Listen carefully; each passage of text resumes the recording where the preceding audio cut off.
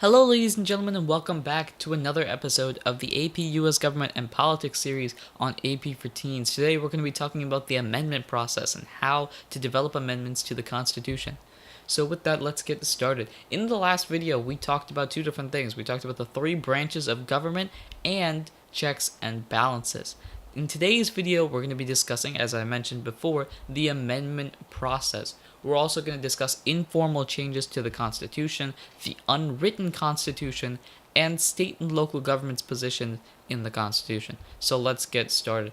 Now, when you're proposing an amendment, you have two different methods of being able to do so. Two different proposal methods. One, the amendment has to go to both houses of Congress, the House and the Senate, after being introduced by the House or the Senate, and get a 2/3 majority approval in each section.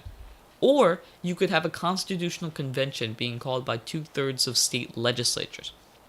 You see, in the amendment process so far, the 27 amendments that we've had, all of them have gone through the houses of Congress, the first bullet point.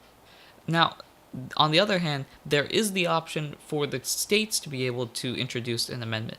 This is to avoid Congress in case Congress is a thing that you are amending, because Congress obviously isn't going to want to amend itself to lower its power. After proposing the amendment, you have to ratify the amendment. There are two different ratification methods. Number one, and the more popular one, 3/4 of all state legislatures approve of the amendment. This has been used 26 out of the 27 times.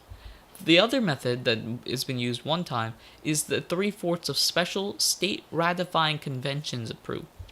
This was used one time, and that was for the repeal of prohibition, so the 21st Amendment. Now, the informal and unwritten Constitution are basically customs and traditions that have acted like actual amendments, even though they aren't officially in the Constitution. So a big example, as you can see there, FDR is here. Why? Because of the 2-term limit.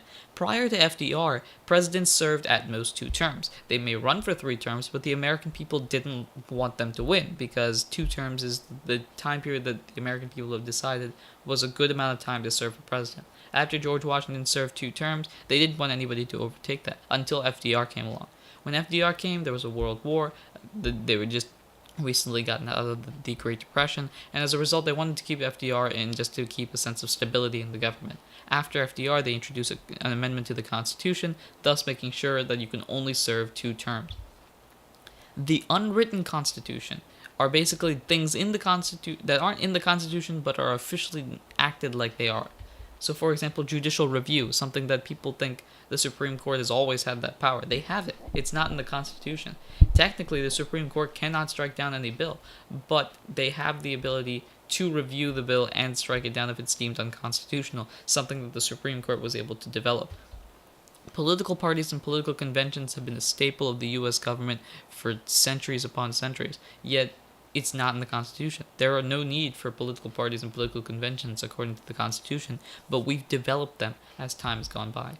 And the cabinet. The president didn't necessarily have to have a cabinet, but he's decided to have a cabinet to appoint different specialists and different people that are smarter than he is in certain fields to be able to make sure that the best policies are used for the American people. And finally, states and local governments. Now, states and local governments kind of get to do what they want in comparison to the federal government, because the U.S. Constitution isn't there to restrict the federal government from abusing their power. So, however, even though this is the case, state governments kind of follow the federal government. If you look at different positions, think about it, the governor of the state is similar to the president of the United States. National Guards, pardons, reprieves, legislative groups, they're all similar from the state level and federal level. It's just the amount of power that they have. The federal level obviously having a little bit more power than the state. That's actually it, and that's actually it for the entire series, or for this portion at least. You've now mastered the Constitution and its ideas if you've seen this video and all of the previous videos before it. Next time, we're going to be talking about media and the public opinion, not just the things that you think of as media like Fox News, CNN, and MSNBC, or BBC World News. You're going to also talk about media that's been happening in the 21st century. Think of YouTube, Twitter, Facebook, Reddit, Instagram, and other methods like that. So with that, thank you very much for watching today's episode. If you liked the video or liked the series, please subscribe, leave a comment, or like all in the sections below. Also answer the question that's down in the section below. Thank you very much for watching this episode, and as always, take care.